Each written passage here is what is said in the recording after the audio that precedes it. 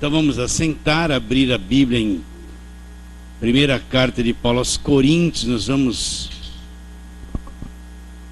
ler parte desse capítulo 15, né? Primeira carta de Paulo aos Coríntios, capítulo 15. As duas sextas-feiras anteriores nós falamos sobre a questão dos dons espirituais e da ordem do culto, né? E agora Paulo vai entrar num assunto muito importante, que é a ressurreição de Cristo. Lá em Coríntios, eles não estavam crendo sobre a ressurreição dos mortos. Então Paulo vai escrever esse capítulo 15 explicando que Cristo realmente ressuscitou. Então vamos ler do versículo 1 até... Vamos ler vários versículos desse capítulo. Versículo 1. Irmãos, venho lembrar-vos o evangelho que vos anunciei, o qual recebestes e no qual ainda perseverais. Agora olha bem a força desse versículo 2, olha. Por ele também sois salvos, como se retiverdes a palavra tal como vô-la preguei. Então, olha como isso é pesado, como pesa essa palavra de Paulo. Olha. 1 Coríntios 15, olha o versículo 2. Vou começar a leitura de novo no versículo 1. Irmãos, venho lembrar-vos o evangelho que vos anunciei, o qual também recebestes e no qual ainda perseverais. Então, por este evangelho, por ele também sois salvos, se retiverdes a palavra tal como vô-la preguei, a menos que tenhais crido em vão. Então Paulo fala que é o evangelho que ele anunciava. Esse evangelho trazia a salvação nele. Mas se eles retivessem a palavra, de que forma? Da forma que Paulo havia pregado e ensinado. Olha a importância desse versículo. Versículo 3. Antes de tudo vos entreguei o que também recebi, que Cristo morreu pelos nossos pecados, segundo as Escrituras, e que foi sepultado e ressuscitou ao terceiro dia, segundo as Escrituras, e apareceu a Cefas, que é Pedro, depois aos 12. Depois foi visto por mais de 500 irmãos de uma só vez, dos quais a maioria sobrevive até agora, porém alguns já dormem. E depois foi visto por Tiago, mais tarde por todos os apóstolos. E afinal, depois de todos, foi visto também por mim, como por um nascido fora do tempo.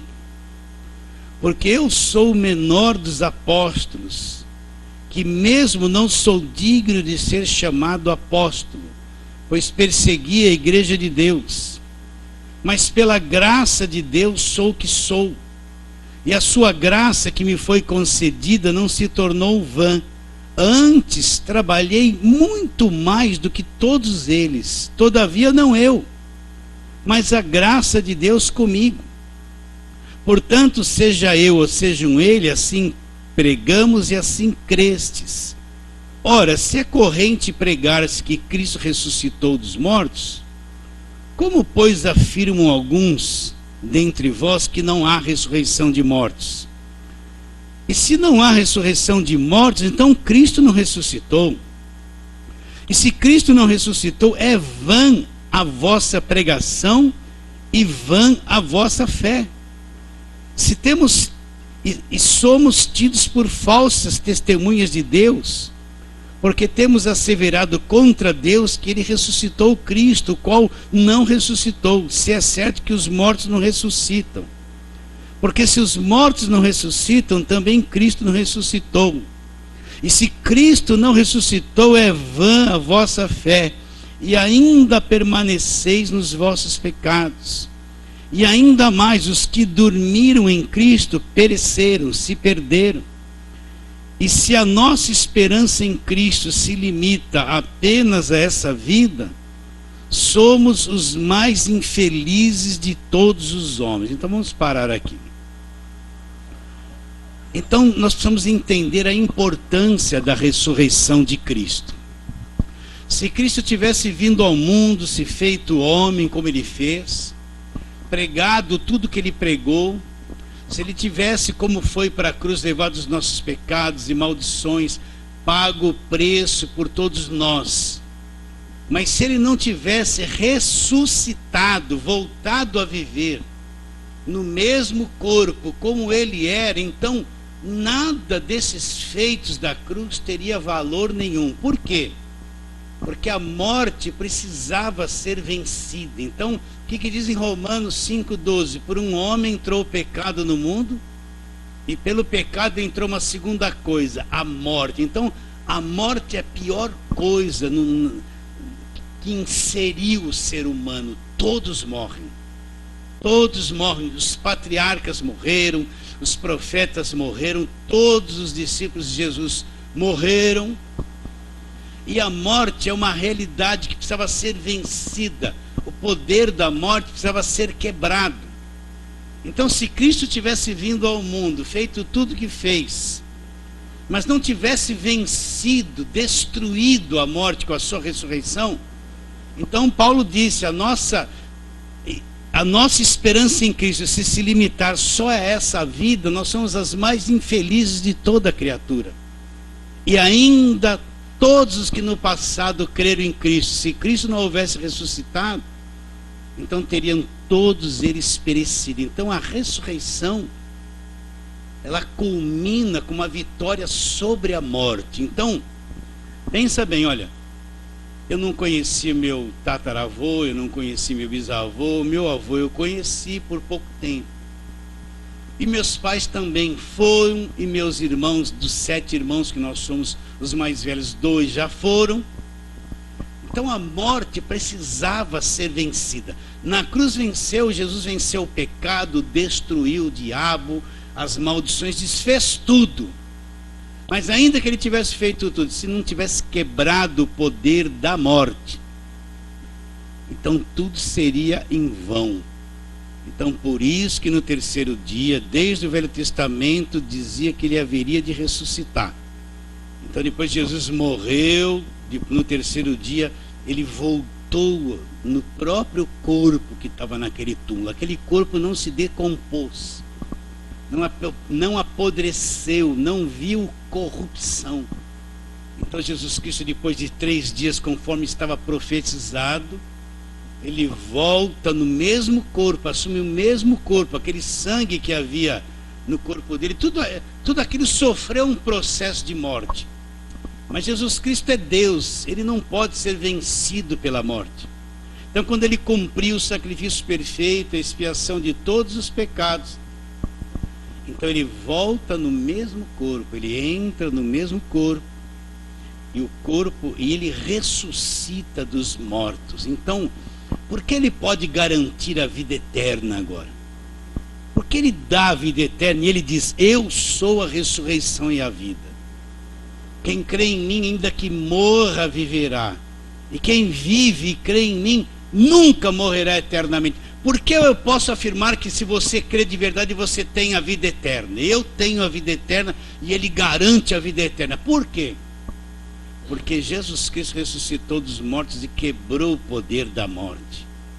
Então ele neutralizou a morte. Quando a gente lê ali em Hebreus 2,14, tem tradução que fala assim: Jesus teve um corpo de carne e sangue para que por sua morte destruísse aquele que tem o poder da morte. Então tem tradução que afirma que o diabo tem o poder da morte, mas Jesus quebrou o poder da morte, ele venceu a morte ressuscitando. Então ele tinha o poder da morte. Quem tem o poder da morte é Jesus Cristo, que ressuscitou dos mortos. Então a morte foi vencida. Quanta gente da nossa família conhecida que foi e desapareceram desse nosso sistema, porque a morte os tragou. Mas Jesus Cristo voltou e quebrou o poder da morte. É por isso que ele garante a vida eterna. Isso parece fraco que eu estou dizendo. Talvez alguém quisesse ouvir isso. Seus problemas vão ser resolvidos, você vai conquistar, você vai vencer, você vai ficar rico, né? Mas, meus irmãos, ele garante, ele é a ressurreição e a vida. O que vive e crê nele nunca morrerá eternamente. Está bem claro isso? Então, o que completou todo o sacrifício perfeito foi o quê? Que ele voltou a assumir o mesmo corpo e saiu daquele túmulo e venceu a morte por todos nós. É por isso que nós temos a vida eterna. Nós não morremos, não é? Nós não morremos. Nós só vamos sair desse corpo bem vivos. Para essa dimensão morreu o corpo. Nós vamos sair bem vivos porque no Espírito nós já ressuscitamos com Cristo. Então mantenha, você tem que ter fé, segurança nessas palavras que Paulo diz e que eu estou dizendo para você. Então nós não morremos. Ele disse assim, vamos ler em João 5, para você entender isso. Evangelho de João, capítulo 5, versículo 24. Ele afirmou isso antes da cruz. Então ele fala, em verdade vos digo, quem ouve a minha palavra e crê naquele que me enviou, olha lá, não é que terá no futuro, olha o tempo do verbo, tem, agora. Quem crê naquele que o enviou e crê na palavra dele, ó, tem a vida eterna. Agora presta atenção, não entra em juízo, mas passou, olha o tempo do verbo, já passou da morte para a vida. Então nós não entramos em juízo, nós que cremos nele. Esse juízo que ele fala é o juízo para condenação, é o juízo de Deus sobre os incrédulos. Então nós que cremos em Deus e cremos na palavra de Jesus Cristo, nós já passamos da morte para a vida. É difícil a cabeça entender isso, mas no Espírito já passamos da morte para a vida. Não vamos mais entrar em juízo. Acredita nisso ou não? O juízo vem sobre quem não creu e desprezou Jesus Cristo. O pecado contra o Espírito Santo, sabe qual é? Rejeitar o Evangelho, rejeitar o que Jesus Cristo fez na cruz. Rejeitar aquilo que Jesus Cristo veio fazer no mundo. Isso é o pecado contra o Espírito Santo, porque o Espírito Santo convence dessas coisas. Mas nós que cremos já passamos da morte para a vida. Então eu penso, meus irmãos, não está escrito que é assim, mas eu penso que a nossa saída do corpo será uma coisa tão gloriosa, tão gostosa, tão fantástica, porque nós já passamos da morte para a vida. Geralmente a gente pensa, a pessoa pensa na morte assim, ó, se sentindo mal, caindo no sofrimento. O corpo pode sentir isso, e ela pensa que depois que morre vai para um purgatório, né? Mas eu penso que a nossa saída do corpo não é doutrina, não estou dizendo isso te mostrando uma base bíblica, é um pensamento. Eu penso que quando nós sairmos do corpo, porque nós já passamos da morte para a vida, a morte não tem domínio sobre essa carne condenada, mas sobre o homem interior não tem domínio, né? Então eu penso que nós vamos ter uma experiência de sair desse corpo tão extraordinária, tão perfeita, tão gostosa, tão fantástica, que nós nem imaginamos o que é isso. Porque nós vamos sair dessa carga emocional, sair dessa carne que nos prende. Por que isso existe? Porque Jesus ressuscitou dos mortos e quebrou o poder da morte. Nós já passamos da morte para a vida. Acreditam? Não vamos entrar em juízo. Isso que o crente precisa entender. Porque o crente pensa que Jesus vai te julgar para você ser condenado dependendo das suas obras ou não. Não, nós já somos salvos, já passamos da morte para a vida, não vamos entrar em juízo. Está claro isso na sua mente? Por que isso? Porque Jesus quebrou o poder da morte, ele venceu a morte. Nenhum líder, nem Maomé, nem Buda, nem ninguém venceu a morte. A única coisa que mostra a ressurreição, a vitória sobre a morte, é o Evangelho, é a Bíblia, é o cristianismo. Entende isso? Então você tem que ter essa confiança, essa segurança, essa certeza de que Jesus ressuscitou, quebrou o poder da morte e garantiu tudo aquilo que ele fez na cruz por nós através da sua ressurreição. Agora, o que aconteceu com os coríntios? Uma igreja problemática. Tinha gente lá que não acreditava na ressurreição de mortos. Então vamos voltar lá agora no capítulo 15. Então Paulo está exortando eles que eles estão num grande erro. E ele vai mostrar que Cristo realmente ressuscitou, né? Então vou começar a leitura de novo. Versículo 1: Irmãos, venho lembrar-vos que o evangelho que vos anunciei, o qual também recebestes e no qual ainda perseverais, por ele também sois salvos se retiverdes a palavra tal como vô-la preguei. Olha, meu irmão, a gente vai pensar assim, será que Paulo era arrogante? Ele está dizendo, olha, se você vai ser salvo se você reter a palavra como eu preguei, né? Não, ele não está sendo arrogante. Ele não está sendo arrogante. É que Paulo teve a revelação, conforme ele vai falar, que por fim ele viu Jesus Cristo. E a ele foi confiado esse evangelho da graça de Deus. Então continua. Por ele também sois salvos se retiverdes a palavra tal como vô-la preguei, a menos que tenhais escrito em vão. Depois ele diz, antes de tudo vos entreguei o que também recebi, que Cristo morreu, olha, isso é as escrituras, ele morreu pelos nossos pecados segundo as escrituras, e que foi sepultado e ressuscitou no terceiro dia segundo as escrituras. Agora vai mostrar a aparição dele, os próprios discípulos viram Jesus Cristo.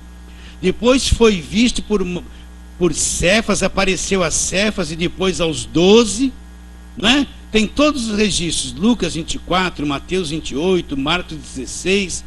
Depois foi visto por mais de 500 irmãos de uma só vez, dos quais a maioria sobrevive até agora, porém alguns já dormem. Por que ele fala dorme? O crente não morre, ele dorme, né? Depois foi visto por Tiago, mais tarde por todos os apóstolos, e no finalzinho ele diz, e afinal depois de todos, foi visto também por mim como por um nascido fora de tempo. Lá em Atos 9 nós vemos o encontro que Jesus Cristo teve com Paulo no caminho de Damasco. Depois ele fala, olha o coração dele, porque eu sou o menor de todos os apóstolos, que mesmo não sou digno de ser chamado apóstolo, pois persegui a igreja de Deus, mas pela graça de Deus sou o que sou, e a sua graça que me foi concedida. Então foi concedida uma graça a ele, a graça que me foi concedida não se tornou vã, antes trabalhei muito mais do que todos eles, todavia não eu, mas a graça de Deus comigo. Então olha a ação da graça. Paulo trabalhou mais do que todos os apóstolos, mas ele sabe que não foi ele, a capacidade que brotava dentro dele, o dinamismo que ele tinha, o ímpeto que ele tinha, a palavra que ele pregava, as coisas que ele falava. Ele sabia que ele não era o produtor, ele não era a origem disso, era a graça de Deus. Ele não era a capacidade intelectual dele, a sua inteligência, a sua sutileza que levava ele a fazer todas as coisas, mas era aquela ação da graça de Deus no coração dele que levava ele a entender a palavra, levava ele a pregar, a ser um apóstolo que ia nas cidades, que movimentava, que trabalhava. A concessão da graça criou todas essas circunstâncias na vida dele, a capacidade na vida dele para ele fazer o que fez. E quando a gente entende que é a graça de Deus, não nós, a gente descobre uma coisa: a incapacidade do homem de fazer a obra de Deus. Vocês entendem isso? A incapacidade da carne de produzir as coisas de Deus. Nós podemos organizar, fazer uma igreja organizada, querer uma empresa e manter um ritual de trabalho, e muitas vezes isso não passa de organização humana, ordem humana, sistema humano, e não verdadeiramente a obra de Deus, a graça de Deus agindo, né? Então eu passei a pensar muito na igreja organizada. Você vê igrejas mais velhas, né, de 70, de 50, você vê uma organização. Tem que ser assim. Eles já organizaram um ritual religioso que não pode ser quebrado. E tudo gira em torno daquilo. 1, 2, 3, 4. 1, 2, 3, 4. E você vai ver que às vezes o Espírito Santo quer mover um pouco essas coisas, mas não pode, porque os estatutos, as regras, a tradição já tomou o espaço todo. Vocês entendem isso? Então a pessoa fica bitolada naquela coisa da igreja. 1, 2, 3, 4. 1, 2, 3, 4.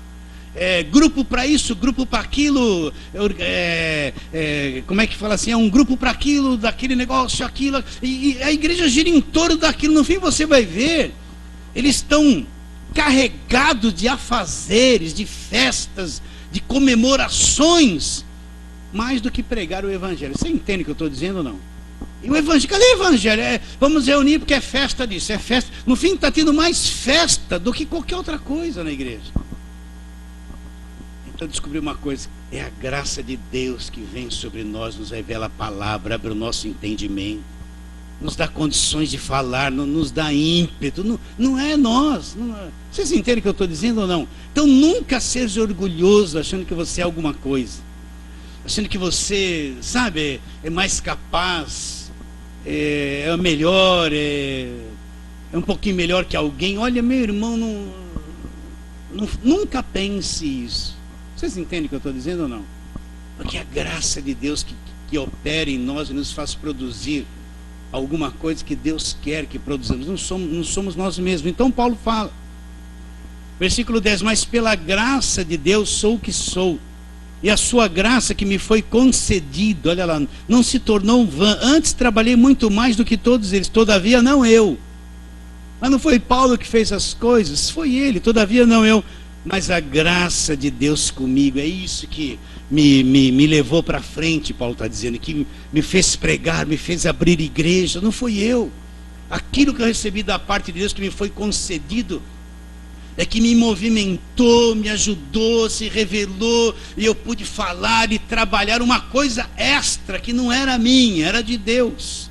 E ele continua, portanto sejam eu ou sejam eles, assim pregamos, né?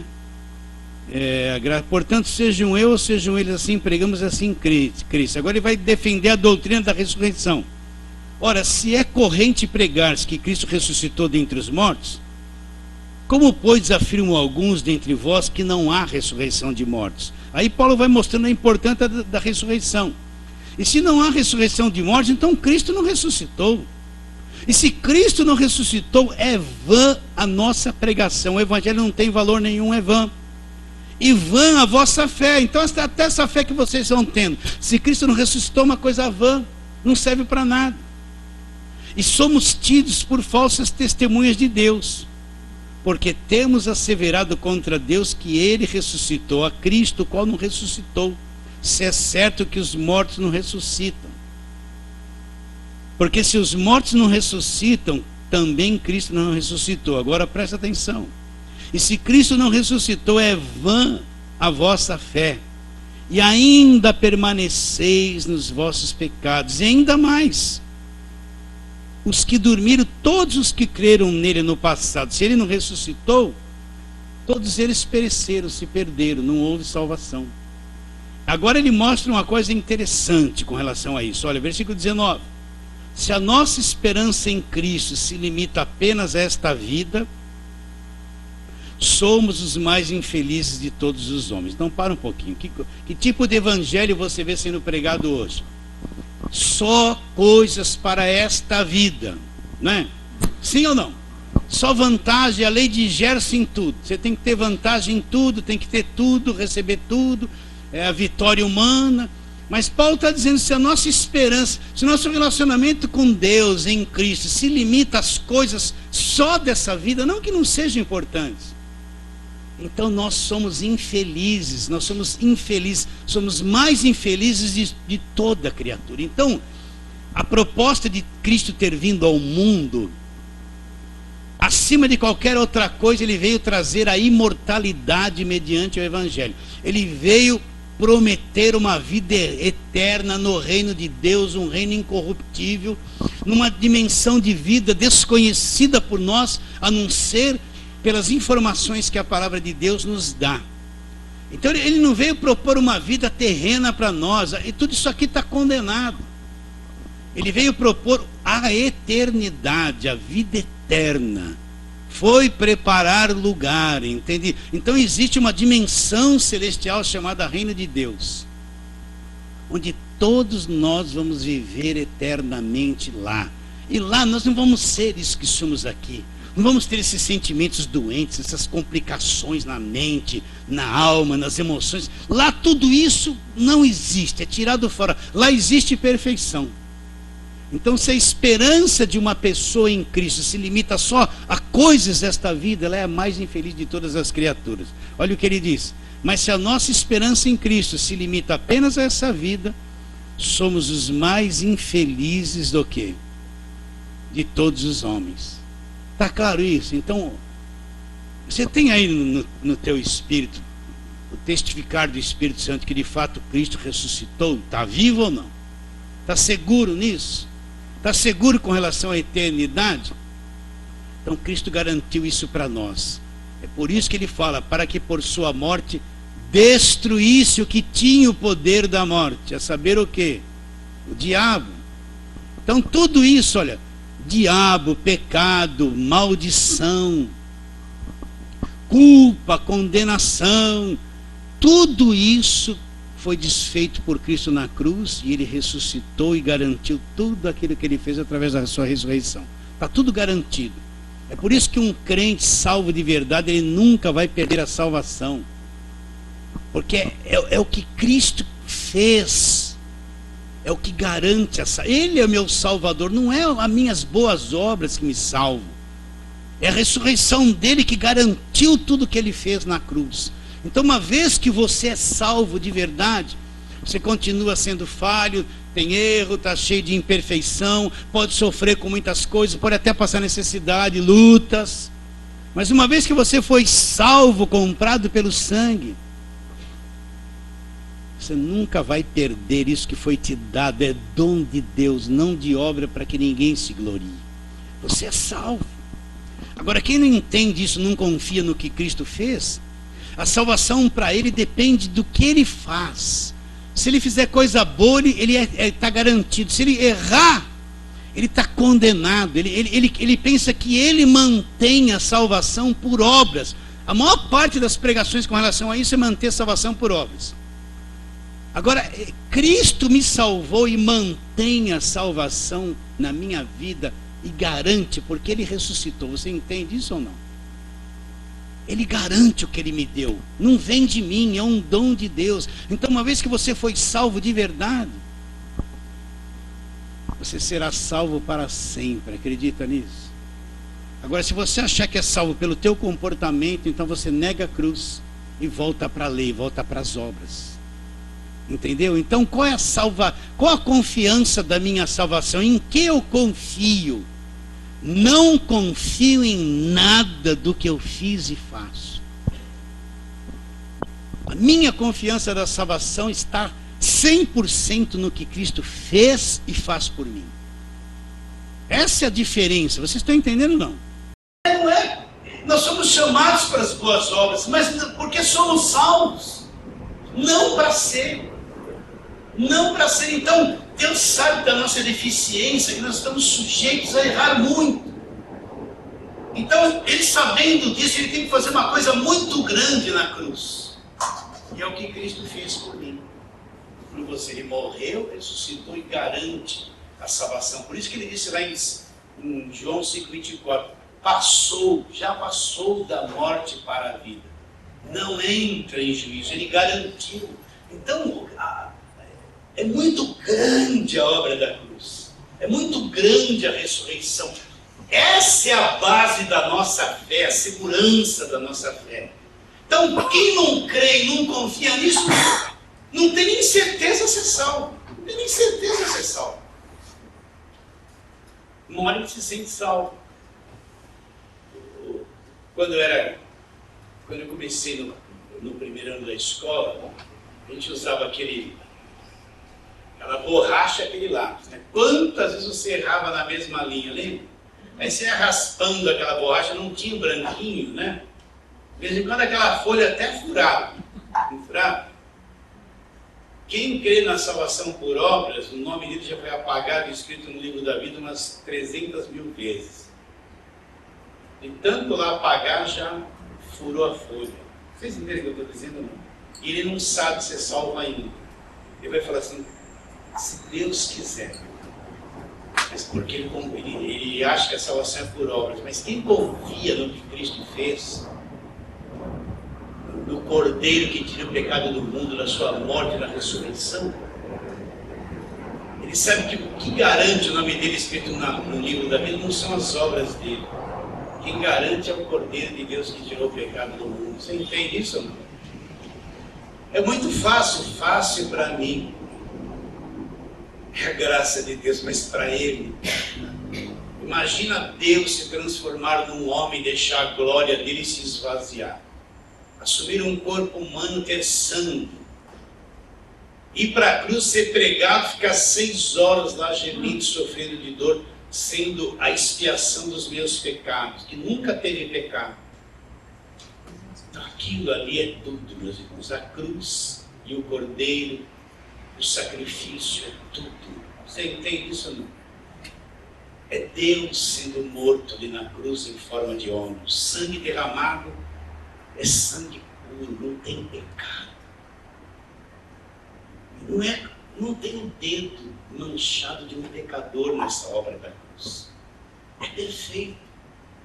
É o Cordeiro de Deus, enviado de Deus, que tira o pecado do mundo. Ali na cruz ele falou: Deus, por que me desamparaste? Ele foi feito pecado. Deus não podia ter comunhão com aquele pecado ali. E quando ele morre, ele destrói todas as coisas, as paredes, tudo caiu ali. Ele garante, ressuscitando dos mortos, assumindo o mesmo corpo, para garantir tudo aquilo que ele fez por nós. É imutável. É imutável o que ele fez. A salvação é eterna. A salvação é eterna. A redenção é eterna. Não é fragmentada pelo meu comportamento. Então, quando eu entendo isso, entrei numa nova dimensão de fé, de vida, de confiança. Estou entendendo o Evangelho. Acabou o medo. Aí, quando escorrego e falho, porque eu escorrego, Jesus garante pelo que ele fez por mim que eu não estou perdido. Entende isso ou não? Aí o Espírito Santo me convence os irmãos. Perdão, estou perdoado, mas nunca mais perdido. Olha, se você gerar um filho, se o filho quiser ir embora de casa, te abandonar, ele pode ir. Mas ele deixa de ser seu filho, ele não leva parte da tua genética com ele, leva ou não leva? Ele pode fazer tudo errado, mas ele tem que ter o sangue lá, tem ou não tem? Uma vez que você se tornou filho de Deus, gerado pelo Espírito Santo, a natureza divina foi implantada em você. Não morre mais isso. Uma vez que você é filho, vai ser filho para sempre. Acabou. Confia nisso ou não? Então isso é a segurança da salvação trazida por Jesus Cristo na cruz do Calvário. Você tem que confiar. Meus irmãos, eu vivi muitos anos sem ver isso. Que coisa triste é você falar que crê em Jesus e entender o Evangelho. Quanta condenação, quanta incerteza, quanto julgo. Mas quando você entende, aí você vai adorar Jesus. Fala: Jesus, eu te adoro. Preciso ter revelação dos teus feitos da cruz. Não só entender aqui, mas entender aqui. E pôr 100% da minha fé nisso. Acredita ou não? Agora os coríntios não acreditavam nem na ressurreição. Olha que igreja problemática, né? Então Paulo está trabalhando. Agora vamos em frente. Versículo 20. Mas de fato, Paulo afirma, Cristo ressuscitou dentre os mortos, sendo ele as primícias dos que dormem. Olha lá, visto que a morte veio por um homem. Por quem veio a morte? Por Adão. Mas Deus agora traz por um outro homem a ressurreição dos mortos. Olha lá, também por um homem veio a ressurreição dos mortos. Porque assim como em Adão todos morrem, olha o pecado, olha a destruição. Agora ele faz ao contrário em Cristo. Assim como em Adão todos morrem, assim também todos serão vivificados. Aonde? Em Cristo. Então, em Adão todos morreram, veio a condenação. Agora em Cristo todos serão vivificados, vão ser vivificados em Cristo. Adão traz a destruição e a morte, Cristo traz a vida, a ressurreição. É o contrário. Tudo que entrou por Adão, Cristo desfez na cruz. Cristo ressuscita e traz tudo ao contrário do que trouxe Adão. Adão traz morte, Cristo traz vida. Adão traz condenação, Cristo traz o perdão e a salvação. Adão traz as maldições, o domínio do diabo sobre o homem. Cristo traz a libertação do cativeiro, a libertação das maldições. Adão traz a morte, Cristo traz vida. É tudo ao contrário em Cristo. Então tudo é Ele, meus irmãos. Tudo é por meio dele. A gente canta, porque dele, por ele, para ele. Tudo é por meio dele, é para ele, através dele. Ele é a porta, ele é tudo. Cristo é tudo na nossa vida. Acredita nisso ou não? Já enxergou isso? Eu quero falar 1000 vezes para você. Então ele é tudo que compete a nós agora, Senhor. Eu te adoro, minha vida te pertence, eu te adoro, eu te amo. Eu te amo. A gente entra numa unidade que não consegue sair disso. É adorá-lo profundamente. Viver com ele profundamente, amá-lo. Dentro da nossa fraqueza, ser fiel a ele, seguir ele até o fim, até o último segundo. Quem é o homem diante dele não é nada. Não é nada, meus irmãos. Por isso que o centro da fé da igreja não é homem, não é pastor, não é o nome da igreja, não é essas coisas toda, é Cristo. Então, Cristo é tudo aqui em nós. Nós não somos nada, eu não sou nada. Só a voz, mais nada. Então, quando a igreja está centralizada em Cristo, é uma igreja forte. É uma igreja forte. Quando cada um entendeu isso, é uma igreja forte. Versículo 21 e 22. Visto que a morte veio por um homem, também por um homem veio o contrário, a ressurreição dos mortos. Porque assim como em Adão todos morrem, assim também todos serão vivificados aonde? Em Cristo. Onde é em Cristo? O reino do Filho do seu amor. O lugar para onde nós somos transportados. Nós estamos em Cristo. Todos seremos vivificados em Cristo. Não, tudo que está fora de Cristo está condenado. Cada um, porém, por sua ordem a Cristo, as primícias, coisas que são de Cristo na sua vinda. Então virá o fim quando ele entregar o reino ao Deus e Pai, quando houver destruído todo o principado, bem como toda a potestade e poder. Porque convém que ele reine até que haja posto todos os inimigos debaixo dos pés. Olha lá, o último inimigo a ser destruído é o quê? A morte. Cristo venceu, destruiu a morte, mas a morte ainda está aqui, ó. Mas vai chegar uma hora que nada mais vai morrer, a morte vai ser eliminada, acabou a morte não vai existir mais, você entende isso? Isso é para o plano futuro. Então, a morte ainda está aí. Jesus quebrou o poder dela, destruiu ela. Para nós que cremos, somos inseridos nisso, mas ela está aí. Mas ela vai ser eliminada, vai chegar um tempo que nada mais morre, a morte será eliminada. Acredita nisso ou não? Não haverá mais morte. Porque todas as coisas, lá, versículo 27, porque todas as coisas sujeitou debaixo dos pés. E quando diz que todas as coisas estão sujeitas, certamente exclui aquele que tudo lhe sujeitou. Quando, porém, todas as coisas estiverem sujeitas, então o próprio Filho também se sujeitará àquele que todas as coisas lhe sujeitou, para que Deus seja tudo em... Então vai chegar o dia que todas essas primeiras coisas se passaram. Então tudo vai estar na mão de Deus, no governo dele, perfeitamente, nós também perfeitos com ele. Você acredita nisso ou não? Né? Todas essas primeiras coisas serão passadas. Isso é uma profecia. Por quê? Porque está mostrando um futuro que nós só vemos em parte pela palavra de Deus, não sabemos como é. Está bem claro nisso? Então, nós estamos sendo projetados aqui na Terra para essa vida eterna, para essa perfeição, que vai se cumprir na vida de todo aquele que crê. Então, por isso que Jesus Cristo veio ao mundo, para que ninguém, que aquele que crê, ele veio ao mundo para aquele que crê não pereça, mas tenha o quê? Uma vida eterna. Então, se a minha cabeça, o meu relacionamento com Cristo, presta atenção, se limitar só isso, eu quero uma bênção, o Senhor tem que me dar um trabalho, o Senhor tem que me fazer isso, o Senhor tem que me ajudar, eu quero trocar de casa, eu quero trocar de carro, que a maior parte da pregação é isso não é evangelho. Isso é um monte de gente que só quer o que interessa para elas de Deus. Elas estão buscando a Deus, às vezes não nem interessa assunto de vida eterna.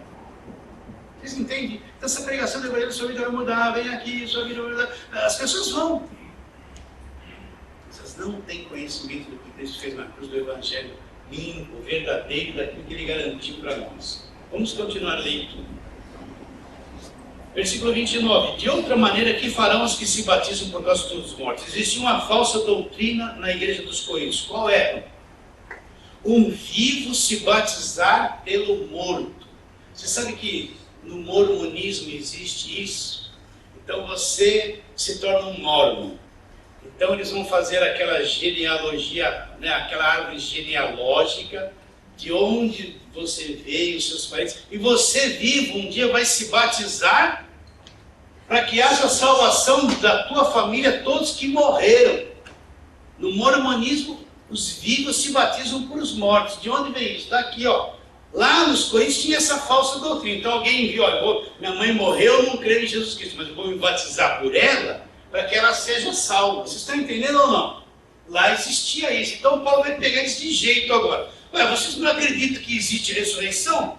Então por que vocês estão se batizando pelos mortos? Olha lá. De outra maneira, aqui falamos que se batizam pelos mortos, se absolutamente os mortos não ressuscitam. Por que se batizam por causa deles? E por que também nos expomos a perigo toda hora?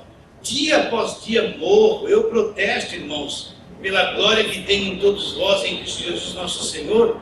Se como homem lutei em Éfeso com feras, que me aproveitaria isso se os mortos não ressuscitam? Comamos e bebamos e amanhã morreremos. Não vos enganeis, as más conversações corrompem os bons costumes. Tornai-vos a sobriedade. Como é justo, não pequeis, porque alguns, olha lá, vou ler de novo, em 33, não vos enganeis, as más conversações corrompem os bons costumes. Tornai-vos a sobriedade, como é justo, não pequeis, porque alguns ainda não têm conhecimento de Deus. Isso digo para a vossa vergonha. Então, muitos que estavam lá na igreja, apesar de estarem lá, não tinham conhecimento de Deus. Você entende isso ou não?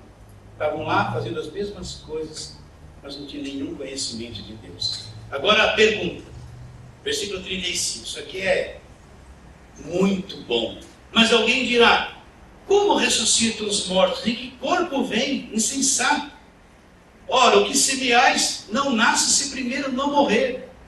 E quando semeais, não semeais o corpo que há de vir, mas o simples grão como de trigo ou de qualquer outra semente. Então aqui agora Paulo vai projetar a mente deles para o corpo que nós vamos ter no futuro. Continuando. Mas Deus lhe dá o corpo como lhe aprove dar, e cada um a semente, o seu próprio corpo apropriado. Nem toda a carne é a mesma, porém uma é a carne dos homens, outra dos animais, outra das aves e outra dos peixes. Também há corpos celestiais e corpos terrestres. E sem dúvida, uma é a glória dos celestiais e outra é a glória dos terrestres. Uma é a glória do sol, outra é a glória da lua e outra das estrelas, porque até entre estrela e estrela há diferenças de esplendor. Pois assim também é a ressurreição dos mortos. Presta atenção. Semeia-se corpo na ressurreição, ressuscita na incorrupção. Semeia-se em desonra, ressuscita em glória. Semeia-se em fraqueza, ressuscita em poder. Semeia-se corpo natural, nosso corpo natural. Ressuscita o corpo espiritual. Olha lá. Se há corpo natural, há também corpo espiritual. Preste bastante atenção nisso. Se existe um corpo natural, olha aqui. Então existe também um corpo espiritual. É uma coisa paralela. Está bem claro isso que eu estou dizendo para vocês? Então, todos quantos morreram foram sepultados, que morreram em Cristo. Eles estão com Deus agora. Mas eles estão em espírito e em alma ali. Eles não estão com o corpo glorificado como Jesus está. Mas quando houver essa ressurreição, o corpo deles todos vai aparecer e eles vão entrar nesse corpo espiritual glorificado. Então, isso que nós temos aqui, ó, vai ser semeado um dia na terra, vai voltar ao pó se cumprir Gênesis 3. Mas um dia Deus vai trazer este corpo de volta glorificado. Acredita nisso ou não? O que garante isso? A ressurreição de Jesus Cristo. Então todos nós teremos um corpo glorificado. Então eles perguntaram, mas que corpo a pessoa vem quando vai ressuscitar? Então Paulo explicando, quando você planta uma semente, você planta uma semente e ela vai produzir um corpo. Então esse corpo é semeado aqui na terra, vai morrer um dia. Mas na ressurreição ele vai ressuscitar um corpo espiritual glorificado. Continua a leitura para você entender. Ele vai dizendo, versículo 44, semeia esse corpo natural, ressuscita corpo espiritual. Se há corpo natural, há também corpo espiritual. Pois assim está escrito, o primeiro homem, Adão, foi feito alma vivente. Olha o segundo Adão, que é Cristo. O último Adão, porém, é espírito vivificante. Mas não é primeiro o espiritual, e sim o natural, depois o espiritual. O primeiro homem formado da terra é o que? Terreno. Mas o segundo homem é do céu. Então nós nascemos o primeiro homem terreno. Mas esse homem interior aqui, o segundo homem é do céu. Vocês estão entendendo ou não? Não é da terra. Como foi o primeiro homem terreno, tais são também os demais homens terrenos. E como é o homem celestial, tais também os celestiais. E ele culmina dizendo, assim como trouxemos a imagem do que é terreno, devemos trazer também a imagem do quê? Do celestial. Então a coisa que nos aguarda é um corpo celestial. Se Jesus não voltar, esse corpo aqui vai ser semeado aqui na terra, porque ele vai voltar ao pó. Mas Jesus vai nos dar um corpo espiritual, um corpo celestial. Vocês estão entendendo? Ele não vai nos dar, o espírito já foi dado, a alma será perfeita. Nós não teremos mais esse mundo emocional doente, atrapalhado, será eliminado. Mas nós teremos um corpo espiritual. Então eu penso, só um pensamento, que nós poderemos até voar. Por exemplo, Jesus quando ressuscitou, ele foi se despedir dos discípulos, ele não foi subindo que nem um balão voando, foi ou não foi? E não se ocultou das nuvens e desapareceu dos olhos dele. Como é que ele fez isso? Eles estão lá, Jesus ressuscitou, está aquela tensão toda, eles não viram Jesus, eles estão lá no cenáculo, tudo portas fechadas. Daqui a pouco Jesus aparece assim, ó, passou pela parede, pelo teto, apareceu lá, passa já convosco. E depois Jesus desapareceu. A matéria não segurava o corpo de Jesus. Vocês entendem isso ou não? Eles pensavam que Jesus era espírito. Jesus falou, vem aqui. O espírito não tem carne e ossos como eu tenho. Ele comeu com eles. E desapareceu diante deles. Você está pensando aquilo que você vai ser, o corpo que você vai ter? Naquela dimensão celestial, não é essa coisa que nós vivemos aqui. Então, por isso que nós vamos até voar. Veja bem, é só um pensamento, não está escrito. Não estou dizendo que é uma doutrina que vai ser. Então, eu penso que nós vamos nos transportar numa imensa velocidade para o mundo de Deus, para as criações de Deus. Nós nem sabemos como é. A distância é... Vocês entendem o que eu estou dizendo? Lá, né? Totalmente salvos e vida com Deus no reino celestial, gozando já da vida eterna. Então, as coisas que nos aguardam no futuro são coisas extraordinárias. A minha cabeça não chega lá. Por mais que você leia aí, o teu espírito sente assim, né? Paulo falou, eu fui até o terceiro céu, não sei se o corpo foi ou se não foi. Você acha que ele ficou horas e horas como se fosse num avião para chegar lá? Ele disse assim, estava lá. Acho que até mais do que a velocidade da luz. Você já pensou? Sim ou não? Aceita isso? Não é doutrina. Não é que está escrito que eu estou afirmando. É só para você ficar assim, com desejo, sabe? Saber essas coisas e ver que essa vidinha aqui não está com nada. Que passa rápido. E ele garantiu essas coisas na cruz do Calvário para cada um de nós. Já garantiu. Então pensa nisso, nós vamos ter esse corpo. Eu acho que nós vamos nos conhecer lá e nos lembrar de muitas coisas aqui da terra. Aí você vai falar assim, pastor, lá não vou ser pastor, né? Pastor fica por aqui. Fala assim, irmão, você lembra lá um dia que nós estávamos lá falando dessas coisas lá em Coríntios 15? Nossa! É mesmo, né? Estamos aqui. Acredita nisso, não? Agora, isso Jesus garantiu na cruz e na ressurreição. Está garantido, ninguém nos rouba essas coisas. Ninguém nos rouba. Agora, pensa a cabecinha do crente, já fica assim, ai, o demônio, ai. Olha como ele está tão ceguinho no mundinho religioso, oprimido, numa guerra espiritual na cabeça dele. Vocês entendem isso ou não? Está ali num conflito emocional, achando que até demônio, não sabe que ele tem uma alma problemática, ele não enxergou nada do Evangelho ainda. Ele está lá, Deus me mostrou que teu cabelo vai crescer. A cabecinha dele está longe. Acho que não sabe nem se é salvo, se não é. Olha como ele está distante de tudo isso. Percebe ou não? Naqueles conflitos pessoais que ele está vivendo. Mas continua, vamos entrar nessa outra coisa aqui. Versículo 50. Pastor, Pode perguntar. só voltando uma passagem que o senhor acabou de falar, quando logo Jesus ressuscitou, tá? Ele apareceu para os discípulos. Pensavam que ele falava que ele era espírito. E ele falou, não. Veja, porque ficaram assustados, porque todos eles viram.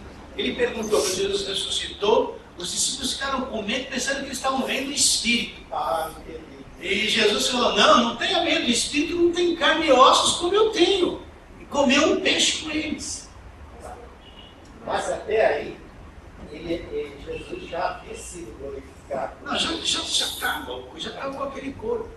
Você pode ver que ele corpo celestial. aparecia e desaparecia, mas com a mesma forma, a mesma coisa. Fala, Teresa. Então, e ficando tudo daquele jeito, é ele mesmo, é o Espírito. Jesus mostrou, olha aqui, ó. Olha aqui, né? Para você ver como o homem tem muita dificuldade com as coisas sobrenaturais. De vez em quando eu penso assim, eu vi um anjo, eu vi um anjo. Eu penso que os anjos não aparecem para nós, porque se a gente vê, a gente cai desmaiado. A gente não consegue ter força física para suportar a presença de uma criatura celestial e a gente vai entrar em pânico, com medo. Vocês estão entendendo?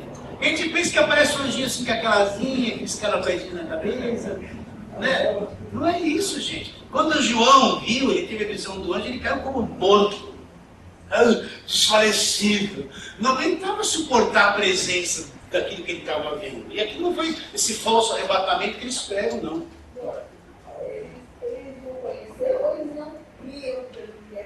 Para eles foi um susto, não é que eles não reconheceram. Eles estavam tão preocupados, aterrados com aquele temor, que pensaram que era um fantasma. Jesus falou, não, um fantasma não, pensavam que era um espírito. Jesus falou, não, vede que o espírito não tem carne e ossos, como eu não tenho esse dia. Aí eles, sabe, fala. Senhor Valdir, as pessoas que morreram sabem que nós não chegamos lá ainda. Sim. Sabemos que estamos aqui. Porque quando o senhor estava falando aí que quando nós estivermos lá, que vamos conversar com o outro, tem aquela palavra de Jesus de Lázaro, ele disse que o rico via Lázaro e Lázaro viu o rico. Então nós também vamos ver os condenados. Então, aí que está. Não podia passar de um lado para o outro. Esse é o abismo mesmo. Né? Mas houve uma comunicação. Agora você tem que entender que Cristo ainda não havia morrido ali. Não havia morrido. Né? Então, houve uma comunicação e um viu o outro. Então é um mistério que ninguém sabe explicar isso E aí. ele apela que ele tem 5 irmãos. Como é que ele sabia que ele tinha 5 irmãos? Então, o rico que morreu e estava lá sendo dominado pelas chamas, a mente dele não apagou. Ele lembrava da terra, ele lembrava dos irmãos, e pediu para o pai Abraão mandar Lázaro voltar para avisar os irmãos, para que não fosse para aquele mesmo lugar que eles estavam. Que ele Mas estava. eu não sei se eu estou errado, eu entendo isso aí, que quando a pessoa morre, por exemplo, eu morri, eu estou lá, eu estou sabendo que meu pai e minha mãe não chegaram ainda lá, nem de um lado nem de outro, e que eu sei que está aqui.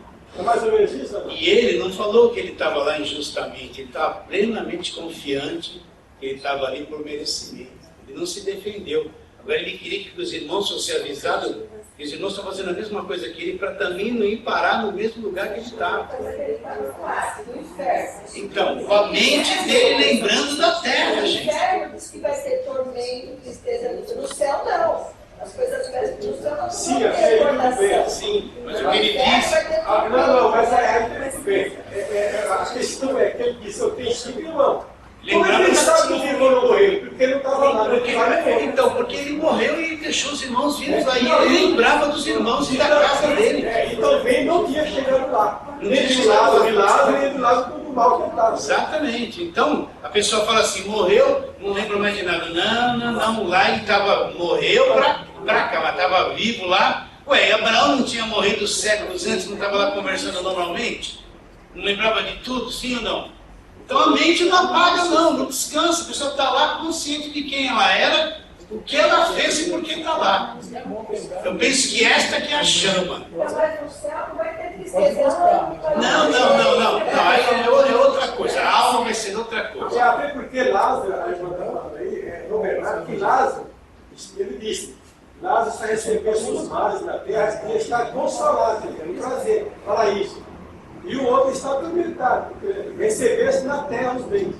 Essa parábola, eu acredito assim, toda parábola não pode ter nome de estado e nem de pessoa. Mas é uma parábola mista, porque Lázaro aparece como nome. Sim, O rico não tem nome, o rico não tem nome, mas Lázaro foi uma pessoa mesmo. Então Lázaro é indireta a palavra indireta, e o rico é indireto. Bem direto. E só tem esse lugar na Bíblia que fala para onde ele não fazer morte. Não tem outro lugar. Só fala Não é isso. suficiente, não, lá em Apocalipse tem que ir. O É que Espírito Apocalipse é estava muito debaixo do trono de Deus, clamando por ninguém. É que Apocalipse Todos vivos. é alegórico. Sim, sim. Né? Mas Jesus disse pro ladrão, hoje você vai estar comigo no paraíso. Paulo foi até lá e não pôde falar um monte de coisa que ouviu lá. Então Então, para minha resposta, quem morrer vai ver, vai saber que a pessoa não chegou lá. olha, quem morrer, ó, presta atenção. O rico morreu e ele caiu lá no inferno. Ele lembrava quem ele era. Nunca esqueça isso. Ele lembrava quem ele era, ele reconhecia Lázaro, Ah, isso aí. lembrava dos irmãos, lembrava de toda a vida que ele teve aqui na terra, gente. Não dormiu. Vocês estão entendendo, amigos? O Lembrava. espírito não dorme. A alma, a memória está viva. Ele está vivo. Vocês estão entendendo, não? É isso que a gente tem. Eu pensava mais ou menos nisso. Pastor, isso é um lugar provisório. O senhor acredita no inferno provisório, no paraíso provisório? Tem uma corrente que prega, que ouve tudo isso, né? Mas eu penso que Jesus já cumpriu todas as coisas. Ele já cumpriu todas as coisas. Entende? Então, quem tem que estar com ele, está. Quem já foi condenado, já está. Não tem uma segunda chance. Então, na teologia existe mil e uma explicação. Começo, meio e fim, um fala uma coisa, um fala uma outra, né? Mas ele falou, quem não crê já está condenado. Quem crê está salvo. Então, fica nessas duas divisões. Agora, esse monte de coisa intermediária, né? Por exemplo, coisa intermediária. Elias não foi arrebatado, não foi para o céu vivo? Não tinha nada intermediário, tinha? Não, então, esse negócio de intermediário é a teologia, tá? Muita explicação sobre isso, e a A mente humana quer explicar uma coisa, então ela cria alguns degraus, algumas coisas para facilitar para o homem entender. Então aquilo que a Bíblia não mostra é assim sim ou não.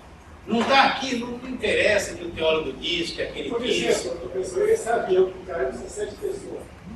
Digamos que nenhum deles creu durante a vida.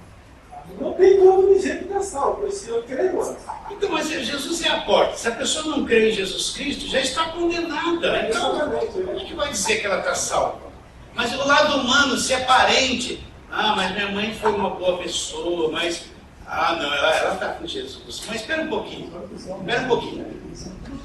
O que crê será salvo, o que não crê já está condenado. Então, é um sentimento enganoso, um sentimento familiar, humano. Mas não é a dureza do que a palavra de Deus diz. Está claro isso? Então, quem crê será salvo. Quem não crê está condenado. Não é assim? Já está. Então está. Não adianta. Eu posso gostar muito da pessoa, mas não vai alterar a palavra de Deus. Se isso ocorresse, Deus seria injusto.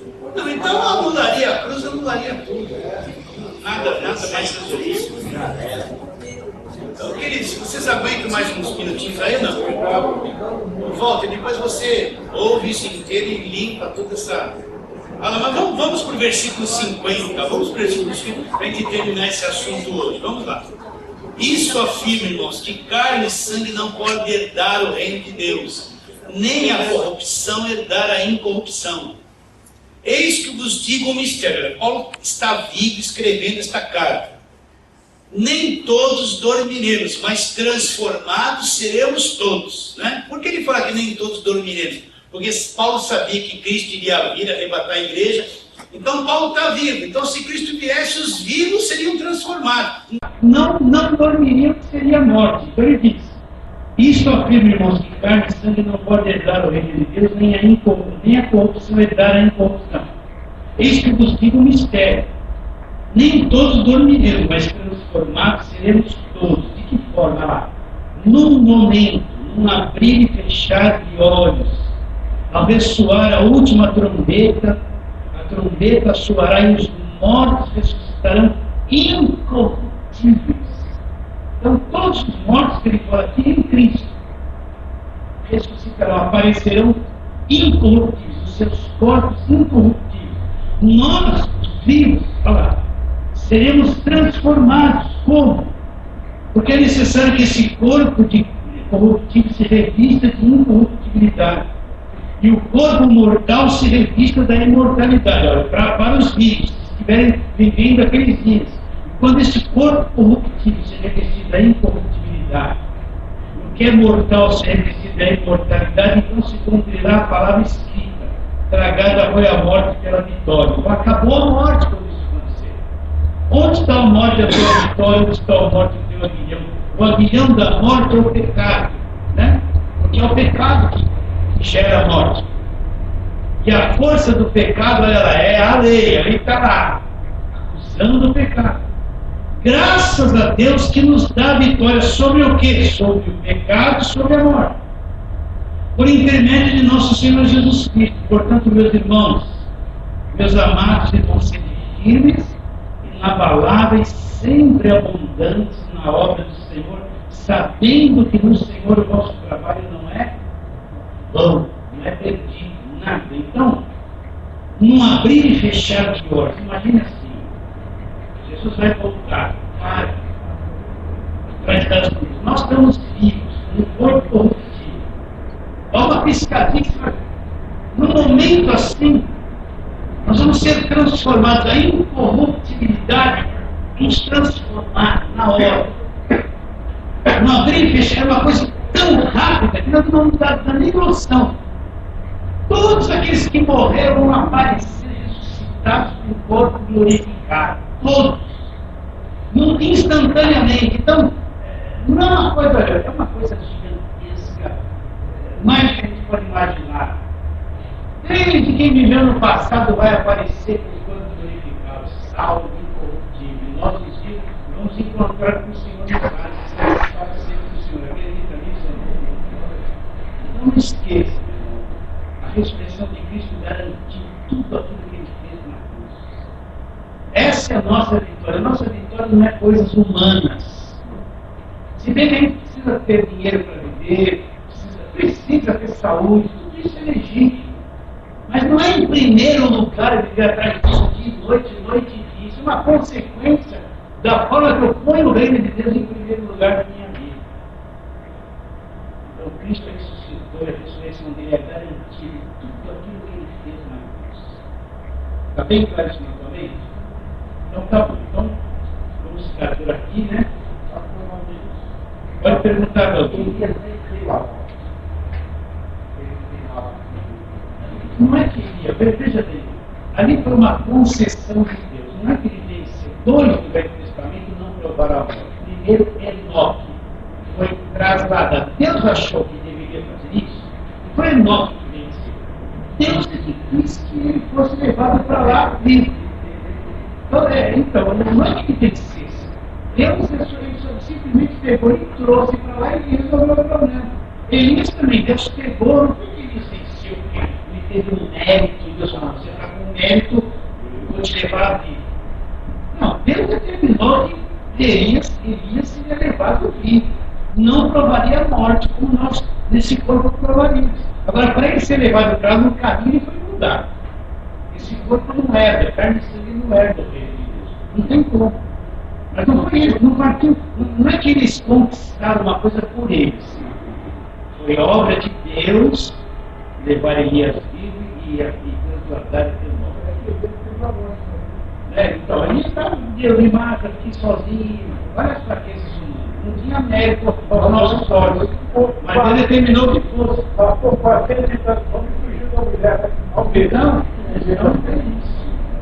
Então, repare bem, a gente nunca tem que olhar assim, homem que conquistou, não.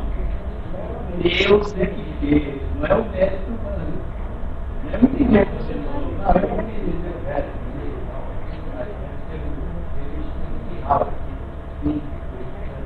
Então, e eles foram, olha, imagina, de Enoque, eles não temos informação nenhuma. Todos que ele andou com Deus, Deus tomou para si. E Elias, conforme a história de Elias, nós sabemos. Né? Agora, Deus determinou isso na vida dele.